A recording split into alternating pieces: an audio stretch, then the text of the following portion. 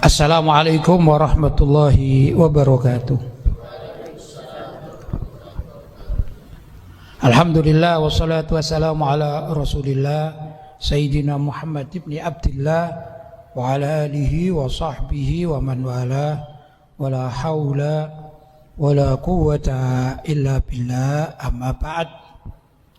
Hadratul mukarramin, ma'asyiral hadirin wal hadirat rahimakumullah.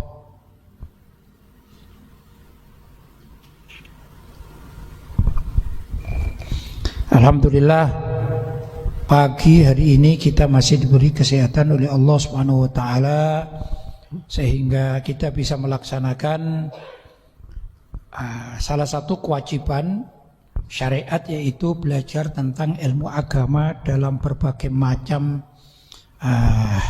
fak atau fan. Mudah-mudahan pagi ini kita yang membaca kitab Mukhtasar Minhajul Qasidin tetap diberi manfaat dan barokah oleh Allah Subhanahu wa taala. Allahumma amin. Pembahasan masih tetap terkait dengan adab sopan santun muasyarah, yaitu pergaulan bainar rajuli wa zaujatihi, antara seorang suami dengan istrinya. Masih bab itu. Saya lanjutkan pembacaannya di dalam kitab ini. Al-Khamisu, yang kelima. Berarti yang kelima ya pembahasan. Al-i'tidalu fil ghirati. Al-i'tidal sedang atau tengah-tengah, fil ghirati dalam masalah kecemburuan. Jadi orang laki-laki atau suami itu boleh cemburu, istri juga boleh cemburu, tapi tidak boleh berlebih-lebihan. Begini, suami cemburu kepada istrinya, misalnya istrinya itu pamitan, izin keluar rumah, gitu ya. Bilangnya misalnya berangkat jam 8, pulangnya acara selesai itu azan zuhur misalnya. Gak terlalu jauh tempatnya, tidak terlalu di luar kota amat gitu ya. Maka tatkala istri itu telat, pulangnya kok asar, mestinya ini pulangnya paling tidak jam 1, maka suami berhak untuk cemburu. Gimana cemburu itu? Ya bertanya. Bisa diekspresikan dengan raut muka marah misalnya. Bukan mukul loh ya, raut muka marah, bertanya, kenapa engkau telat? Gitu ya. Kamu kan janji jam berapa tadi? Jam 1 sampai di rumah, acara sampai zuhur, kok sampai asar atau menjelang maghrib atau bahkan maghrib? Nah ini perlu bertanya, suami perlu bertanya kepada istri, boleh apa tidak boleh? Boleh. Itu pertanda apa? Ada rasa cemburu, berarti cemburu itu ya cinta kan gitu ya. Suami boleh melakukan itu, sebaliknya boleh tidak istri melakukan hal yang sama, cemburu terhadap suaminya? Boleh. Misalnya ini ya, sudah jadi rutinan, istri itu tahu ada rutinan ini pekerjaan suami. Ya pekerjaan suami kan macam-macam ya di dunia ini ya. Saya sebutkan ngantor misalnya. Bekerja di perkantoran, berangkat habis sarapan, anggap sarapannya 6:30, habis itu berangkatnya jam 7. Sudah jam kantor ya sampai jam 3, begitu saja saya katakan. Nah kemudian persiapan pulang, setelah biasanya ini ya umumnya kalau zaman sekarang ngambil mobil atau naik mobil gitu ya. Nah, memerlukan waktu kan. Kalau naik mobil ya perlu ke tempat penyetopan mobil. Kalau punya mobil sendiri ya ke tempat parkiran kan gitu ya. Nah, diperkirakan perjalanannya itu dimulai paling lambat jam 4 itu sudah perjalanan pulang. Diperkirakan ini jam 5 sudah masuk di rumah. Ini sudah rutinan. Sudah suatu saat ternyata suami ini pulang isya. Tidak ada kabar sebelumnya, tidak ada pemberitahuan, tidak ada rapat, tidak ada ini. Maka istri berhak untuk bertanya, kenapa kok datangnya telat? Kenapa? Rasa cemburu. Boleh, tapi sesuatu yang wajar saja. Ya, harus yang wajar saja. Kalau yang tidak wajar itu tadi misalnya istrinya pulang telat sampai jam berapa tadi? Asar ya, atau maghrib barang gitu.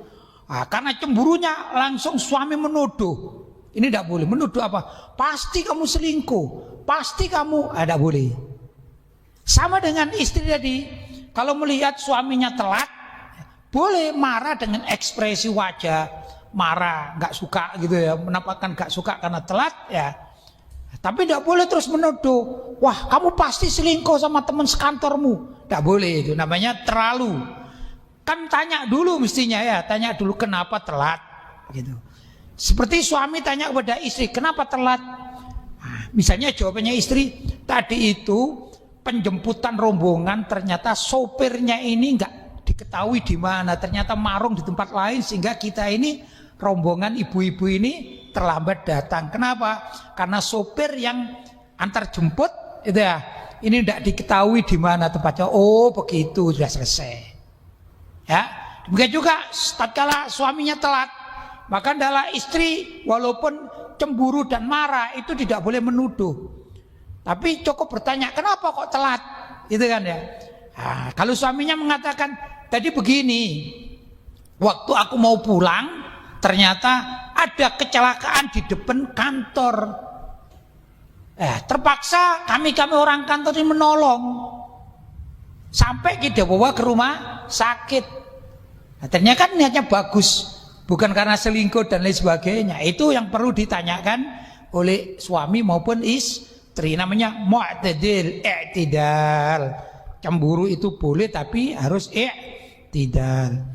Wa huwa, yaitu an la yataghafala an mabadi'il umur allati yukhsha wailuha, yaitu hendaklah setiap antara suami dan istri itu tidak melupakan tentang tujuan utama menikah itu ya, sehingga tidak terjadi prasangka buruk.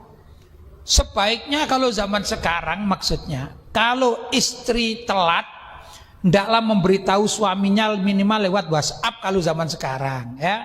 Demikian juga suami kalau telat ya karena ada suatu sebab hendaklah memberitahu istrinya minimal lewat WhatsApp gitu ya. Jadi kalau suami tadi bilang kepada istrinya aku telat karena ada kecelakaan di depan kantor, sehingga istrinya tidak punya pikiran yang aneh, gak ada curiga-curiga. Demikian juga tatkala istri itu telat, hendaklah memberitahukan kepada suaminya, ya maaf aku telat ini mencari sopirnya belum ketemu sampai jam sekian, gak tahu dia kemana. Ternyata mungkin tertidur di musola mana gitu ya, atau makan marung di mana, kan gak tahu. Nah, sehingga tidak terjadi saling suudon, itu semestinya. Wala yubalighu fi isaati dhanni. Ini, dan tidak boleh yubalighu berlebih-lebihan fi isaati dhanni di dalam suudzon, prasangka buruk ya. Kalau tadi suaminya tatkala si istri telat ya, langsung pasang cemburu dan pasang curiga. Wah kamu ini tidak bener, kamu pamit sampai zuhur kok pulangnya bisa asar atau sampai azan maghrib, berarti kamu ini pasti selingkuh kamu, mungkin sama mantanmu zaman dahulu kala misalnya. Karena ada cerita-cerita seperti itu ya. Tak boleh seperti itu ya, nggak boleh. Jelas? Demikian juga istri sama, istri tidak boleh suudon, selalu suudon kepada suaminya. Suami telat kemudian langsung wah kamu pasti selingkuh dengan mantanmu zaman dahulu kala. Akhirnya terjadi keributan di antara rumah tangga tersebut gara-gara suudon yang berlebihan. Tahu suudon ya? Suudon itu apa? Prasangka buruk yang berlebihan. Waqad nahan Nabi sallallahu alaihi wasallam an yatrukar rajulu ahlahu lailan. Dan Nabi sallallahu alaihi wasallam melarang yang hukumnya ini bukan haram, hukumnya larangan-larangan makruh. Apa itu? Suami mengetok pintu, maksudnya pulang ini terlalu malam ke keluarganya. Ya. Dilarang, maksudnya makruh. Misalnya umumnya ini, kalau saya katakan ini suami ya, tentang suami, kita melihat di masyarakat itu ya, di masyarakat kita pagi sampai sore bekerja, ya, pagi sampai sore bekerja. Maka jangan telat kalau bisa. Kalau telat ya kasih informasi lewat telepon ya, atau yang lainnya. Kemudian umumnya orang laki-laki di kampung-kampung itu kalau ba'dal isya ada kegiatan bersama warga, sesama bapak-bapak, macam-macam kegiatannya itu ya. Bisa kegiatan sosial di kampungnya seperti jaga ronda kan gitu. Ada lagi misalnya ada tahlilan. Nah, kemudian di tahlilan itu macam-macam, ada juga pengajian kadang-kadang ya. Kadang-kadang orang tahlilan mengundang penceramah, ternyata penceramah ini senang ceramah yang panjang, begitu, sehingga pulangnya malam. Ya, gimana? Gak boleh istri asal-asalan cemburu gitu. Tapi kalau bisa suami ini ya tidak terlalu malam sekali, misalnya malam itu jam 11:30 baru pulang. Ya. Kalau sekali dua kali mungkin tidak apa-apa. Saya ini punya kawan seorang kiai. Ini kiai ini tidak begitu disukai oleh masyarakatnya. Bukan karena apa? Dia tidak pernah ceramah, tidak pernah. Ini kiai ini ahli doa. Ini begitu. Lah, masyarakat ini kalau datang sang kiai ini kemudian oleh sahibul bait, apa saja, mau tahlilan, mau tasyakuran, mau ada kemanten, mau khitan. Kalau sang kiai ini yang datang, itu masyarakat langsung, wah ini lama ini. Doanya itu bisa setengah jam, bahkan bisa 1 jam. Nah, ini kan menyebabkan orang telat kadang-kadang. Nah, ini masyarakat tidak suka. Tapi ada kejadian seperti itu ada. Ya? Nah, di masyarakat, dan saya kenal baik. Saya kenal baik sama sang kiai ini, saya kenal baik. Ini menjadi rasan-rasan tetangga katanya. Wih, jangan kasih dia dong, kasih yang lain aja. Gitu. Masyarakat sukanya apa-apa itu yang sederhana kan? Ya, walaupun doa itu dengan khusyuk itu ya kemungkinan besar diterima oleh Allah, tapi masyarakat berbeda. Begitu kurang lebih ya. Jelas ya? As-sadis yang ke-6, al-i'tidal, sedang-sedang saja atau ya lumrah-lumrah saja, fin nafaqati, di dalam memberikan nafkah, pemberian apa? Uang, nafkah ya, nafkah. Wal qasdi dunal israfi wat taqdiri, yang dengan memaksudkan dunal israfi, tanpa harus berhambur-hamburan, wat taqdiri, dan tidak boleh juga pelit. Suami kalau memberi uang belanja istri itu yang sedang-sedang saja sesuai dengan kebutuhan. Tidak boleh terlalu israf. Israf itu melebih-lebihkan gitu. Contoh misalnya suami istri punya anak 5 misalnya, untuk kebutuhan sekolah dan lain sebagainya ya, kan nggak mesti. Saya katakan saja butuh uang 10 juta setiap bulan gitu aja ya. Karena setiap rumah tangga kan berbeda-beda ya. Nah, sudah umum dia sepakatan sama istrinya cukup 10 juta untuk 5 anak. Mungkin ada yang kuliah, anaknya kuliah 3 misalnya ya kan. Banyak juga ya diperlukan ya.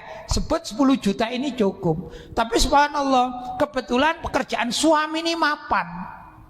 Sehingga dia bisa dalam 1 bulan menghasilkan uang 30 juta misalnya. Maka memberi nafkah istri dan anak-anaknya 10 juta ini adalah wajar. Begitu ya. Ya sudah. Kecuali ada suatu permintaan yang mendadak, misalnya anaknya ujian harus bayar, ini lain. Tapi rutinan ya sudah. Kalau memang 10 juta ini sudah normal dalam hitungan setiap bulannya, ya sudah. Jangan kemudian berlebih-lebihan. Gimana ini? Istri dan anaknya dalam 1 bulan hanya butuh 10 juta, dia beri 25 juta. Tidak boleh begitu. Paham ya? Walaupun cukup. Sebaiknya bagaimana? Ya minimal uangnya ditabung, kan begitu. Bukan dihambur-hamburkan. Ini larangan agama. Jelas ya? Wala yambaghi lirrajuli an yasta'thira an ahlihi bit-ta'amit thayyib. Tidak boleh seorang suami itu untuk egois terhadap keluarganya dengan makanan yang baik dan enak. Maksudnya begini, suami itu walaupun dia yang bekerja, dia yang mencari uang, maka tatkala memberi makan kepada keluarganya harus sama ya, minimal sama. Kalau saya katakan bukan rasanya, harganya samalah dengan apa yang dimakan oleh istri dan anaknya. Misalnya seleranya berbeda, misalnya ini ya, seleranya berbeda. Misalnya saya ini selera rawon misalnya ya, istri saya selera soto misalnya ya, anak saya selera orem-orem. Misalnya begitu. Harga antara rawon, soto dan orem-orem ini hampir setara ya. Mungkin bedanya nggak jauh ya. Sebut saja apa, rawonnya seharga 20.000, sudah. Soto lebih murah sedikit 17.000 misalnya. Sedangkan orem-orem lebih murah lagi 15.000. Ini masih setara namanya. Paham? Gak boleh seorang suami mengatakan ini kan uang-uangku, aku yang cari. Hai istriku, kamu cukup soto. Hai anakku, kamu cukup orem-orem. Sedangkan aku ini adalah sirip hiu. Tahu enggak sirip hiu berapa harganya? 500.000 lebih, bahkan juta kadang-kadang ya. Sekali makan misalnya 2 juta. Istrinya dikasih soto yang harganya berapa? 17.000. Anaknya dikasih yang harganya 15.000 orem-orem, sedangkan suaminya menikmati sendiri. Ya, apa jadi? Sirip ikan hiu harganya berapa? 2 juta. Tidak boleh suami seperti gitu. Namanya suami yang dolim. Walaupun ini loh hasil kerjaanku sendiri, tetap namanya dolim. Kalau semuanya rata, sirip ikan hiu, ya semuanya sirip ikan hiu. Jadi hari itu makannya berapa? 2 juta, 2 juta, 2 juta. Jadi jajannya berapa? 6 juta. Harusnya begitu. Ya. Ini secara umum, jelas ya. Fa inna dzalika yuhirus sadra, karena perbedaan yang mencolok itu menyesakkan hati. Jadi suaminya makan yang harganya berapa? 2 juta, istrinya diberi makan yang harganya 17.000, anaknya diberi makan yang harganya berapa? 15.000. Itu membuat istrinya hatinya sesek, anaknya juga sesek. Akhirnya dua-duanya sakit sesak, cepat mati nanti. Naudzubillah min dzalik, namanya tidak bertanggung jawab. Jadi kalau misalnya seorang suami ingin senang, ditawari istrinya, ayo kita marung di luar misalnya ya. Kita marung di luar, enggak apa-apa. Saya juga sering ngajak istri saya, anak-anak saya itu sering. Ayo marung di luar, ayo. Kamu sudah masak belum? Mau masak, gak usah masak. Apa? Tergantung anak-anak minta apa. Sebagian anak-anak saya itu ada yang suka bakso, ada yang suka agak mahal sedikit bebek goreng gitu ya. Itu agak mahal kan? Tidak apa-apa, kita makan bersama. Nilainya yang tidak jauh-jauh berbeda. Kalau di luar ya, di Singosari, di Malang atau di Lawang itu sebut saja satu orang habis 50.000. Itu ya. satu makan sama minumnya sama kuenya itu asik-asikan, satunya berapa? 50.000 kurang lebih. Saya habis 50.000, istri habis 50.000, anak habis 50.000. Boleh enggak? Boleh. Atau lebih kurang, misalnya karena menu yang saya inginkan itu harganya 60.000, sedangkan menu yang disukai istri saya itu 50.000, kemudian menu yang disukai anak saya itu 40.000, tidak apa-apa. 60, 50, 40 walaupun berbeda tapi namanya wajar, boleh hukumnya. Jelas ya? Hukumnya boleh. Seperti saya pribadi ini, saya sekarang ini sudah lama, hampir 2 tahun tidak makan nasi karena ada diabetes, tidak makan nasi. Jadi kemanapun baik di rumah maupun di luar itu ya nggak makan nasi. Kalau tidak makan nasi, makan apa? Ya lauk pauknya saja saya makan, otomatis double. Jadi contoh begini, contoh ini ya. Saya kalau beli sate misalnya, itu tidak bisa sate hanya 1 porsi 10 sondok. Ya misalnya sate ayam 10 sondok dikasih lontong, saya nggak bisa. Tapi kalau istri saya bisa, sudah kenyang. Ya, anak saya juga bisa makan 10 sate ayam dengan lontongnya. Kalau saya tidak bisa karena saya tidak makan lontong, maka saya harus beli 2 porsi tanpa lontong. Begitu. Jadi kalau harga pasti saya lebih mahal. Begitu ya. Kalau misalnya sate 10 tusuk 1 porsi dengan lontong itu harganya sebut saja 10.000 misalnya, saya belinya 20.000. Kenapa? Karena tidak makan lontong. Nah, sedangkan tukang sate ini tetap harganya pakai lontong, tidak pakai lontong tetap berapa? 10.000. Saya double. Kalau tidak double tidak kuat, ya lapar ya, karena tidak pakai lontong. Ya, kayak gini mas gimana? Masih boleh, masih i'tidal. Bukan tadi ini saya makan saya makan beli kepala, misalnya beli kepala kambing harganya berapa? Misalnya dengan masakan istimewa harganya 150.000 misalnya. Kemudian istri saya belikan cukup sate ayam sama lontong hanya berapa tadi? 10.000 ya. Anak saya sate ayam dan lontong 10.000, itu namanya saya zalim namanya. Jelas? Tidak boleh. Jelas ya? Wallahu ta'ala a'lam bissawab.